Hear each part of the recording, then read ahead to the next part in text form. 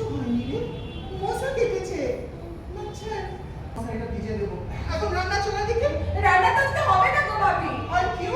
আরে ভাবি, আজকে শিবজি মন্দিরে ভজন আছে না, ওখানে তো এবারে ভোগ চালানো হবে, ওই দিনেই এবারেটা কেটে যাবে। আর ও বেলা? ও বেলা তো ঘরে কাঠ নেই, উনুন চলবে কি দিয়ে? ঘরে কাঠ নেই, উনুন চলবে কি দিয়ে? আরে ঘর থেকে দু পা বেরোলেই তো জঙ্গল আছে, জঙ্গলে গিয়ে কাঠ কুড়িয়ে আনতে পারিস না? ও ভাবি তুমি কি বলছো গো? বেটাকে ঘরে একা রেখে আমি জঙ্গলে কাঠ আনতে যাবো? কেন? ওর বাবা যাবে? আমি ভাবি, আমি তো পানি ঢালতে যাচ্ছি, আর তাহলে ওই বাচ্চা দেখাশোনা না আমার দ্বারা ঠিক হয় না। तो क्यों पार्टी सुनी हाँ? सुधु बच्चा पैदा करते, बच्चा पैदा करी बापे सब काम से, सभी माँ सब काम करे मोरू हाँ? বেটাকে ঘরে একা রেখে আমি জঙ্গলে কাঠ আনতে যেতে পারবো না। अरे बाप, ये दोनों ही समान आछे। अरे बाप रे तोरा तुझे एक साथे बेरो, आमी तो बच्चा के सामने दीछे। मेरा खड़ा करके रखा है। वेरी सेक्सी भाषा सही अच्छी क्या तो मेरी जा।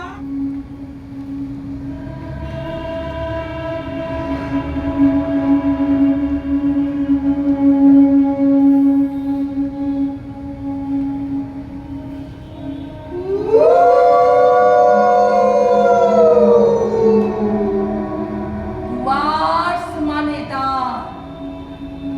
পূর্ব হিমালয়ের পাদদেশে ডুয়ার্স হিমালয়ের প্রবেশদ্বার। এই দ্বারের রক্ষীরা হলো গাছ। ডুয়ার্সের জঙ্গল বড় ঘন, বড় নিবিড়। সেই জঙ্গলে ঘুরে কাঠ করায় কংক্রিটের কল্লোলিনের মাঝে বড় হওয়া ফতেমা। জঙ্গলের নানান শব্দে ফতেমার গা ছমছম করে ওঠে। ফতেমা ভয় পায়, খালি মনে হয় দুটো চোখ যেন তাকে দেখছে। নিস্তব্ধ, নিরাপদ, গোপন ডেরায় শাবককে রেখে রোজ সকালে বাঘিনী মা শিকারের সন্ধানে বেরোয়। সন্ধ্যের আগে শিকার নিয়ে ফিরতে হবে। মায়ের দুধের অপেক্ষায় বসে রয়েছে শাবকেরা।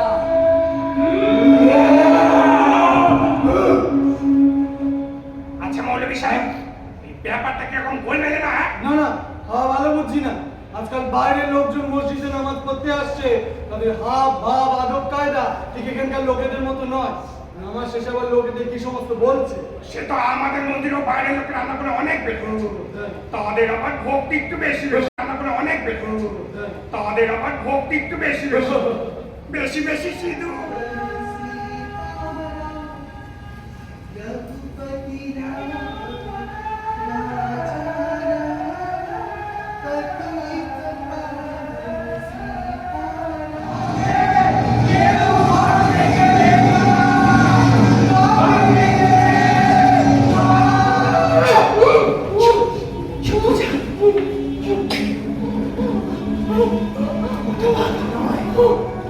बाघिनी ज्यादा तो बड़ा मानसिक तेरा कैसे ना যখন বাচ্চা দেয় তখন শিকারের জন্য বসে যায়।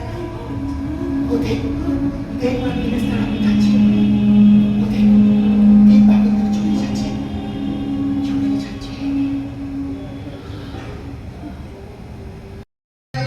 খাওয়ার জন্য মায়ের স্তন কিন্তু চুষতে থাকে। তখন বাঘিনী মায়ের প্রেম থেকে মিশ্রিত হয় দুটো হরমোন, একটা প্রোল্যাক্টিন, অন্যটা অক্সিটোসিন।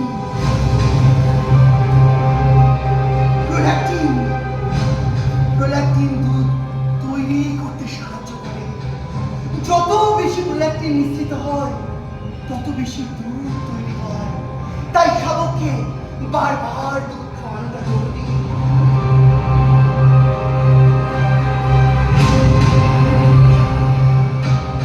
আর অন্যটা হলো অক্সিটোসিন। অক্সিটোসিন দুধ বের করতে সাহায্য করে। দুধ কোষে চারপাশে থাকা মাংসপেশিগুলির ওপর কাজ করে অক্সিটোসিন। যত বেশি অক্সিটোসিন মিশ্রিত হয়, তত বেশি মাংসপেশিগুলি সংকুচিত হয় এবং আরো দুধ বেরিয়ে আসে।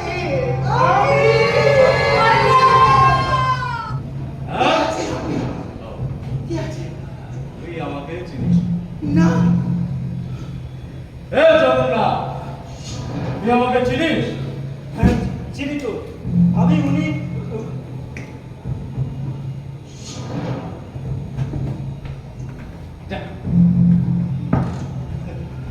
জগন্নাথ আমাকে চেনে, সারা বস্তি আমাকে চেনে, আর তুই আমাকে চিনিস না? আমি আপনাকে চিনি। আপনি মসজিদে भी যান, মন্দিরে भी, আপনি চা বাগানে भी ঘোরেন, কুলি পারমিটের অফিসে भी। আমি জানি তোর বুদ্ধি আছে, তুই চারদিকে নজরও রাখিস। তারপরে ওই বেচমাগুলোকে দুধ বিক্রি করছিলি কি করে? मतलब মতলব এরাই দাঙ্গা বাঁধিয়েছে। এই গরু থেকে বেচমাগুলো শিউজির পবিত্র চাতালকে অপবিত্র করেছে। আর দুধ বিক্রি করছে। नहीं, ওরা কিছু করেনি। ওর বেটার দুধ লাগবে তাই ওখানে এসেছে। এই ফাতেমা, দাঁড়িয়ে দাঁড়িয়ে কি করছিস? সবাই করছে। আর ওকে দুধ বিক্রি করে তুই অধর্ম করছিস। কেন আপনাকে দুধ? কেন? না, ও আমার কাস্টমার আছে, আমার লক্ষ্মী। আর দাদা ওরা করছে না, তোরা করছে। ওর কাস্টমার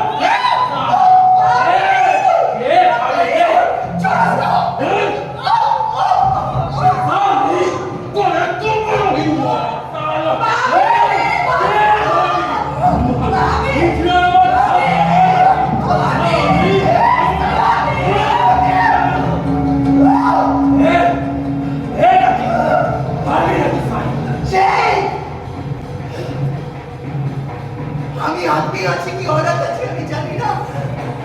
আমি মা আছি, মা।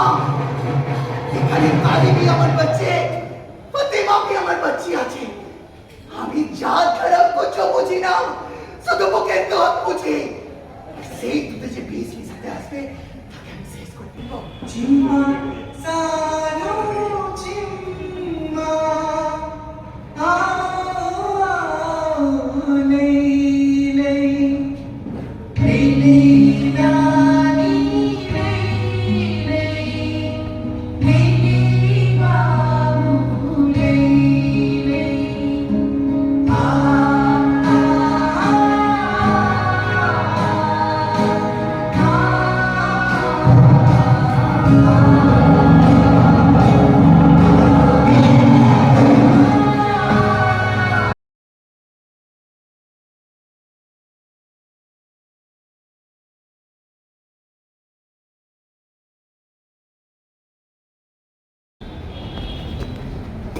রাজমাতা, এরা মত নাকি এখনো শেষ হয়নি তাদের মধ্যাহ্নের বিশ্রাম। যাও যাও, বলো তাড়াতাড়ি তারা প্রস্তুত হয়নি। আমাদের অতিথির আসার সময় হলো। পুত্র ভীষ্ম যে কোনো সময় এসে পড়তে পারে। যাও। কি হলো? মা, রানীরা প্রস্তুত না।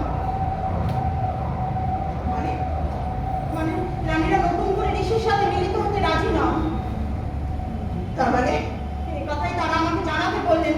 আপনাকে তুমি কি রসিকতা করছো আমার সাথে, নাকি তারাই রসিকতা করছে তোমার সাথে? না মা, এই রসিকতা নয়, কঠোর বাস্তব। রানীরা রাজি নন আর একবার শয্যা সঙ্গী হতে ওই গণছড়ি ঋষি। ওরা কি শিশু? উন্মাদ। জানে এর পরিণাম, জানে এর ফলে কি ভয়ঙ্কর বিপর্যয় নেমে আসবে আমাদের এই পুরো রাজবংশে। আমি সামান্য দাসী, এত বড় ভাবনা তো আসে না আমার মাথায়।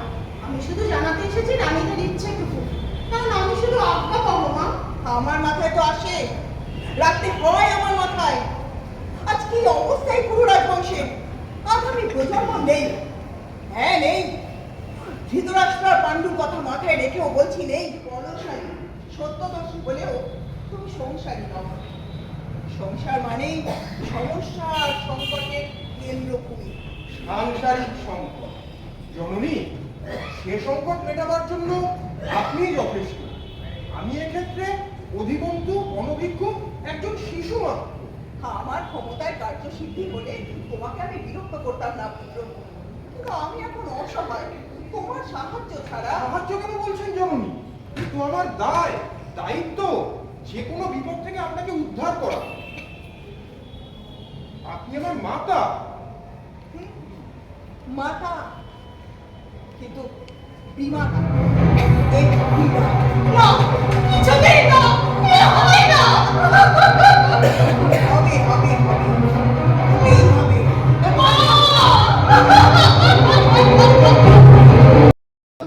প্রিয়তমা মহিষী সত্যবতী, পুরার বংশের রাজমাতা সত্যবতী, তোমার সাহায্য করে ভিক্ষা চাইছি, তুমি আমার বংশকে ব্যাসের পথ থেকে রক্ষা করো। কিন্তু আমি যে নিরুপায়। কেন কেন? আমি একজনকে ভালোবাসি, সে সুমন্ত্র, সাধারণ নগরবাসী। আমার সমস্ত আবেগ যে তার প্রতি ভাবিত।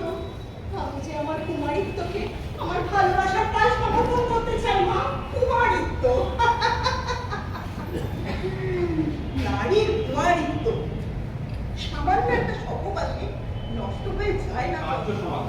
হ্যাঁ, বলছিলাম কি জানো পুত্র, আমার জ্যেষ্ঠ রানী অম্বিকা অসুস্থ আছে, মিলিত হতে অক্ষম, তবে কনিষ্ঠা। অম্বালিকা? সে তো পূর্বে ভয় পেয়েছিল আমার অবয়বে, হয়তো ছিল দুর্গন্ধ আমার শরীরে। অবিবেচক, অবিবেচক আমার পুত্রবধূরা।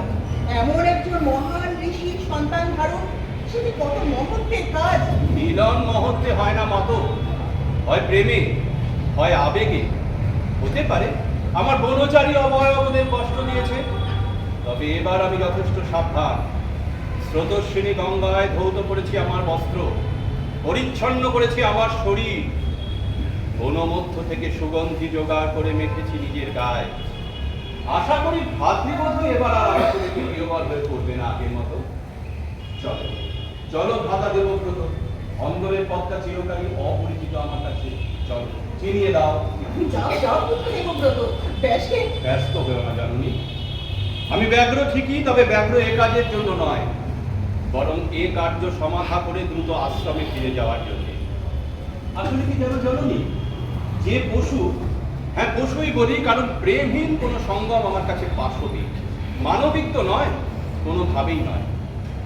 হ্যাঁ জননী, যে পশু মাংস ভক্ষণ ত্যাগ করে ফলাহারি হয়, তার মাংসের প্রতি লোভ থাকে, তাকে আজন্ম এক মোহ। কিন্তু আমি তো শিশুকাল থেকেই ব্রহ্মচারী, শাস্ত্র অধ্যয়ন আর জীবন রহস্য সন্ধানে নিমগ্ন এক ঋষি। নারী কখনোই আমাকে আকর্ষণ করে না, তা হোক সে রাজনন্দিনী অথবা কোনো রাজমহিষী। চলো ভাতা দেবব্রত, মায়ের আদেশ পালন করে চলো। আসুন অগ্রজ। তোমার ক্ষমতার লোভ, তোমার সবকিছুকে নিজের মধ্যে কুক্ষিগত করার মোহ একদিন মহা বিপর্যয় ডেকে আনবে এই মানব সমাজে। আর সেই সময় যখন আগত হবে, শুধুমাত্র বিলাপ করা ছাড়া তোমার আর কোনো উপায় থাকবে না। তুমি আমাকে অভিশাপ দিচ্ছ। যেতে পারতাম। আমার ক্ষোভ আমাকে প্ররোচিত করতে পারত তোমাকে অভিশাপ দিতে, এবং ব্রাহ্মণ হিসেবে সেটাই আমার উচিত ছিল। কিন্তু আমি তো বলেছি মা, আমি জানি কোন কর্মের কোন ফল। তোমার হঠকারিতা, তোমার ক্ষমতার মোহ আগামী দিনে তোমাকে টেনে নিয়ে যাবে এক ভয়ঙ্কর রক্তক্ষয়ী যুদ্ধের দিকে। মহাভারতে যে যুদ্ধ হয়ে উঠবে এক যুগান্তকারী পরিবর্তনের সূচক। আর সেই রক্তক্ষয়ী সংগ্রামের দিনে তোমার আমার ভূমিকা হবে শুধু দর্শকে, শুধুমাত্র দর্শকে। আর যে ক্ষমতা ভোগের লোভে তুমি বলি নিজে বিশ্বের স্বপ্ন, অম্বিকা অম্বালিকার সতীত্ব, চন্দ্রমার কুমারিত্ব, সবকিছু তোমাকে পরিহাস করবে, তোমাকে বুঝিয়ে দেবে এই সংসারে যতই ক্ষমতাবান ভেবে তুমি নিজে আত্মসুখ লাভ করতে চাও, জীবন চক্রে তুমিও সামান্য একজন নারী। একজন বনচারী ব্রাহ্মণ, একজন সাদা মাটার বিভস্ত মানুষ কি করে বুঝবে, কি করে জানবে ক্ষমতার কেন্দ্রবিন্দুতে যারা বসে থাকে তাদের দিক নির্দেশ কোন পথে? আমি রাজমাতা সত্যবতী, আমাকে তো ভাবতেই হবে যে কোনো উপায় যাকে যাকে সমস্ত ক্ষমতা